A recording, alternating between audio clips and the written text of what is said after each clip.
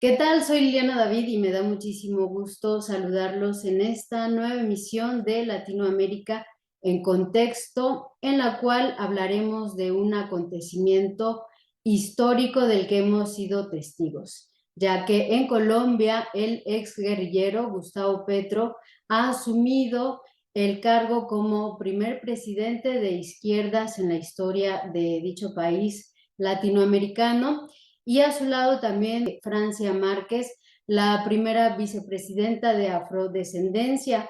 Y bueno, pues esta situación histórica ha llenado de esperanza a millones de colombianos. Desde luego, ambos, este dueto tiene un difícil reto por delante para conseguir una nueva era de paz, pero también una era que traiga justicia para nuestros hermanos de este país colombiano, también desgarrado por las desigualdades. Y a propósito de esta situación histórica, queremos charlar este día con la poeta colombiana Lauren Mendinueta, a quien le doy la bienvenida. ¿Cómo estás? Muchas gracias, Liliana. Gracias por invitarme a esta entrevista. Bueno, pues nos enlazamos con ella desde Lisboa, donde radica, y a través de su visión poética queremos acercarnos y comprender justamente aquello que le ocurre a la gente de su tierra natal. Así que podríamos empezar por preguntarle sobre esto que ha sido llamado como un estallido de felicidad, un estallido democrático en Colombia. Lauren, me gustaría preguntarte en principio, ¿qué piensa y qué siente usted sobre este triunfo histórico del primer gobierno popular y de izquierdas en la historia de su país? Bueno, Liliana, yo creo que para todas las democracias es muy importante que haya cambio de poderes de diferentes corrientes políticas. Esto es algo que no pasaba en Colombia y por eso, como tú lo has dicho desde el principio, es histórico y es esperanzador. Y ocurría así de alguna manera porque nosotros y nosotras hemos tenido mucha resistencia a la izquierda porque la asociamos a grupos armados con ideas de izquierda y esto ha tenido muchas consecuencias negativas en el pensamiento político de los colombianos y las colombianas. Pero bueno, esta elección, claro, de Gustavo Petro y de Francia Márquez hace ver de una manera esperanzadora cómo ha cambiado el pensamiento nuestro como sociedad, ¿no? Y para mí también representa una oportunidad no solo de cambio, sino también de reconciliación nacional. Ujú. Desde luego, me parece a mí que en todo análisis, en cualquier mirada que se pose sobre la realidad política y social, en este caso de Colombia, pues no puede perder de vista justamente la extrema dificultad, el riesgo, pero también la importancia de convencerse, de tener voluntad justamente para echar a andar un proceso de transformación, ¿no? En un país que como México, del que yo vengo, también está totalmente azotado por la violencia, ¿no? Esta es la realidad de nuestra Latinoamérica. Así que me gustaría preguntarle también cómo empezar justamente a encaminarnos en América Latina o a encaminarnos hacia esa transformación, hacia ese cambio, ese proceso que deje de lado justamente las violencias que vivimos. Bueno, América Latina es una realidad tan compleja, somos un grupo muy grande de países, cada uno con una realidad histórica muy diferente y cada uno tendrá que encontrar un camino también de acuerdo a esas realidades históricas. Digamos que el primer paso para todos sí sería fundamental llegar a un nivel de justicia social aceptable, Mm. para que a partir de ese momento las políticas de Estado puedan responder a las necesidades de la población en general, ¿no?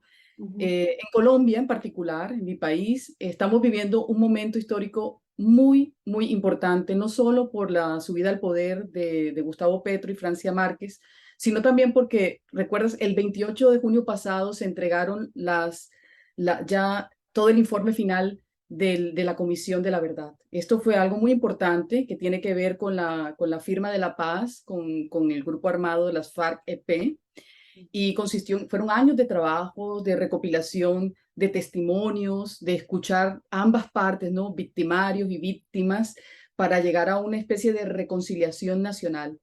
Y esta comisión se entrega ahora 4 tomos, 4 libros, con las conclusiones y con las recomendaciones para la no repetición. Creo que es verdaderamente fundamental saber que nosotros y nosotras como sociedad, a través del conocimiento de lo que ha ocurrido, del perdón, por supuesto, y de esa reconciliación verdadera, podemos llegar a construir un país con unas condiciones de paz y de mucho más aceptables, ¿no? Incluso deseables y duraderas, que perduren en el tiempo a través del conocimiento de lo que ha pasado en nuestra historia.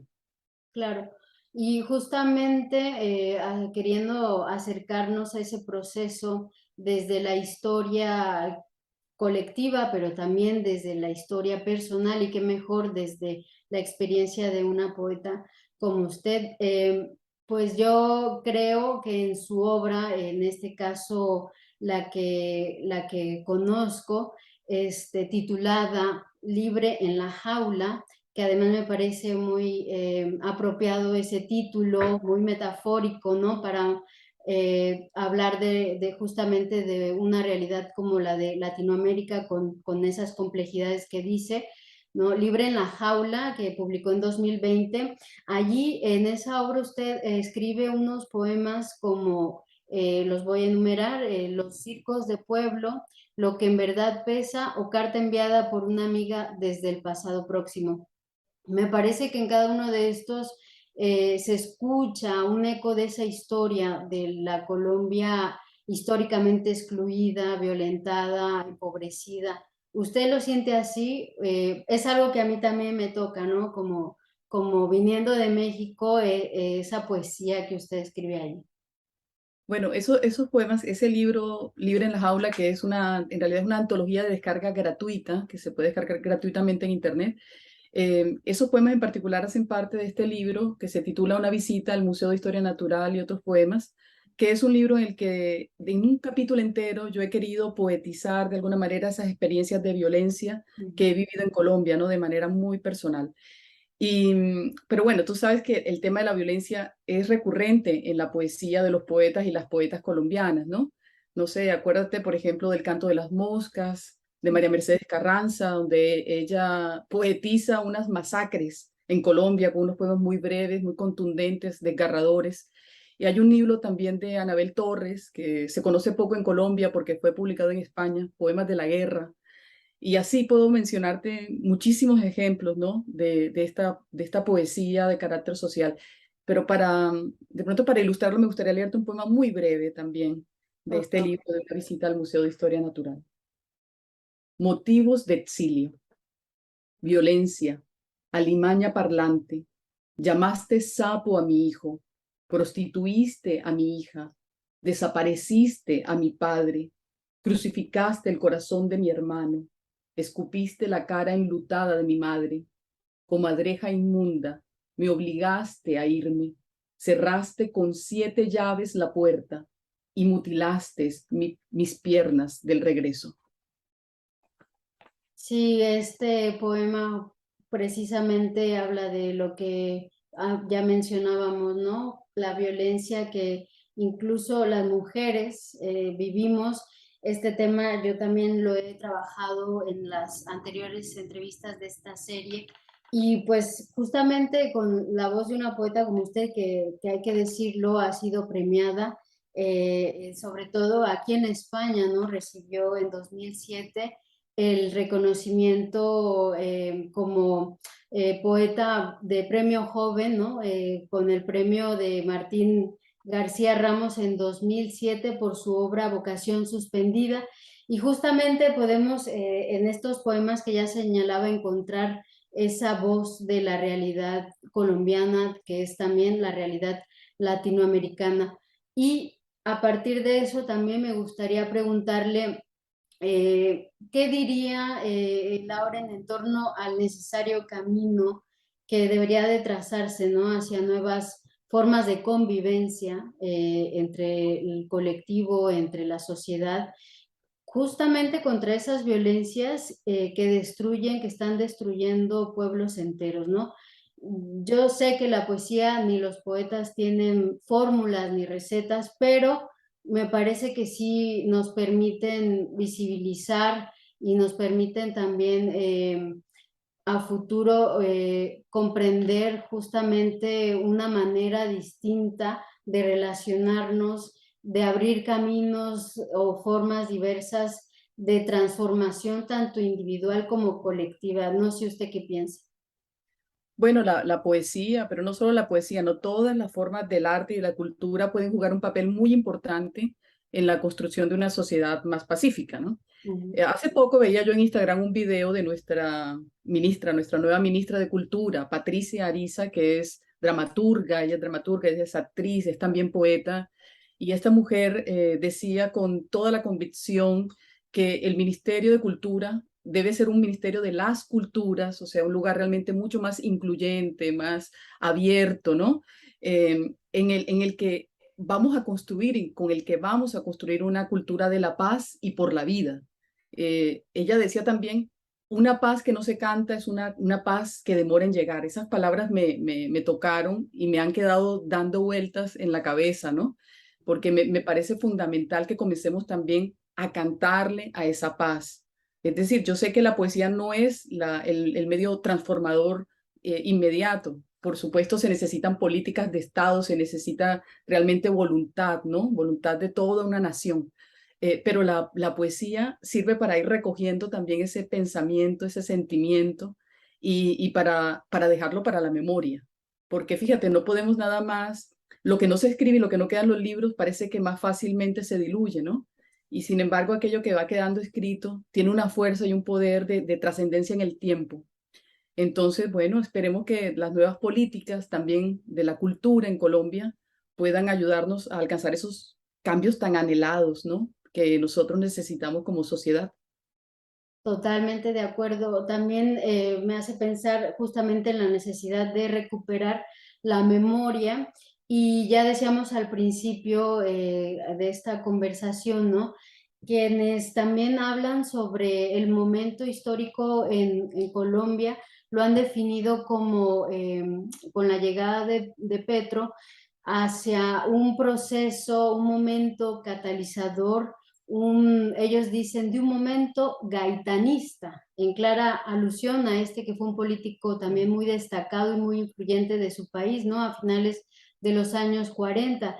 Y es una figura tan importante de la que no sé si a usted le parece hay que retomar ideas en esta necesidad de recuperar también la memoria y sobre todo pues la herencia de personajes, de ideas que permitan desde luego encauzar, ¿no? Hacia ese proceso de paz, ¿no? Contra las violencias en Colombia, en Latinoamérica en general, pero desde su opinión, ¿qué tan importante es justamente retener y retomar estas ideas de personajes como este?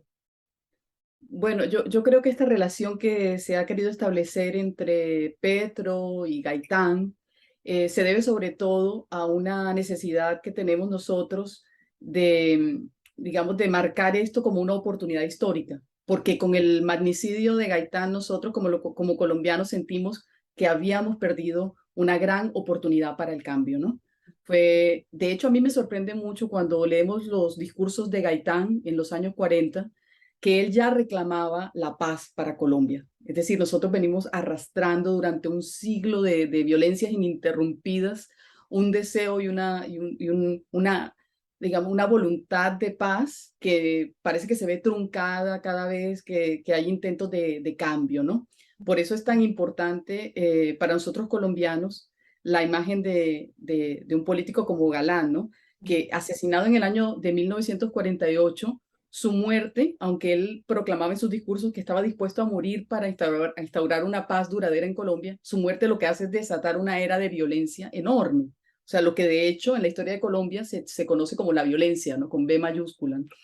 Así que lo que a mí no me parece justo es dejarle a Gustavo Petro y a Francia Márquez su propio nombre y que actúen con sus propias ideas, porque ya no estamos en la Colombia de los años 40, nuestros problemas son otros, ellos son otros seres humanos, tienen sus propias ideas, entonces y ahora tienen la oportunidad de poner esas ideas de cambio al servicio de la sociedad colombiana, tienen el poder para hacerlo y esa es la expectativa que tenemos quienes los estamos acompañando ahora en este cambio. Desde luego, sí, ellos justamente en este propósito de construir un proyecto verdaderamente democrático, ¿no? En Colombia, pues están apostando a políticas en ese sentido, ¿no? Temas tan importantes como el de el cambio climático, por ejemplo, y en el que ha sido también Francia Márquez una activista y participante muy importante, ¿no? Ella justamente es un personaje, una mujer clave en esta transformación en Colombia que tanto anhelan estos hermanos colombianos. Y bueno, ella es una de las que también ha sido, digamos, promotora y ha difundido esta idea, este llamado a vivir sabroso, ¿no? Que tiene que ver no tanto con una alegría desbordada, sino con una manera de vivir sin miedo y con dignidad, ¿no?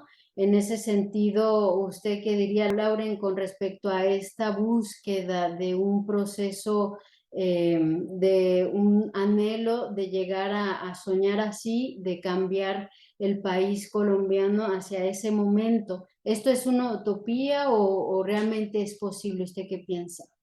Bueno, yo creo que el hecho de que, por ejemplo, ella misma, Francia Márquez, sea ahora nuestra vicepresidenta, nos muestra que todos los sueños son posibles. O sea, ella realmente representa una mujer emprendedora, una mujer que a pesar de nuestro sistema patriarcal, pero también racista, clasista, colombiano, está en este momento en el poder y lo está haciendo desde desde la mejor posición, o sea, su posición como defensora de la vida. Eso es fundamental, de la vida con mayúsculas, otra vez, que la vida humana, pero también la vida de los animales, de la naturaleza, de los recursos. Y esto es una visión diferente que estamos teniendo ahora nosotros como colombianos y colombianas, ¿no? Y ella ha sido muy clara cuando ha hablado de vivir sabroso, ha sido clarísima cuando lo dice, oye, vivir sabroso vamos a darnos la oportunidad colectivamente de tener acceso a la educación, de tener acceso a la salud, al Ujú. arte, a la cultura, pero sobre todo vamos a respetar el derecho a la vida. Eso es fundamental porque tú no te puedes imaginar, bueno, creo que sí lo puedes imaginar porque eres mexicana, ¿no? Cómo cansa vivir con miedo. Y yo creo que en Colombia estamos cansados y cansadas de vivir con miedo y nos merecemos ahora la oportunidad de vivir sabroso, y es de vivir sabiendo que nuestras vidas tienen valor, están siendo protegidas y el Estado nos protege la vida también, ¿no? Es un garante de la vida. Creo que eso que parece el derecho más básico y que en muchísimos países del mundo está totalmente garantizado, por ejemplo, aquí en Europa, aquí mismo en Portugal, a mí, sabes que es curioso, yo vivo en este país, en Portugal, que es el segundo o el tercer país más pacífico del mundo, varía un poquito, pero es uno de de los países más pacíficos del mundo. Y eso se siente en la calidad de vida. O sea, cómo me gustaría a mí de verdad que nosotros en Colombia pudiéramos vivir sabroso, como ha dicho nuestra vicepresidenta y nuestro presidente Gustavo Petro, que se puede vivir. Claro, totalmente de acuerdo. Es un sueño latinoamericano compartido, por decirlo de alguna manera.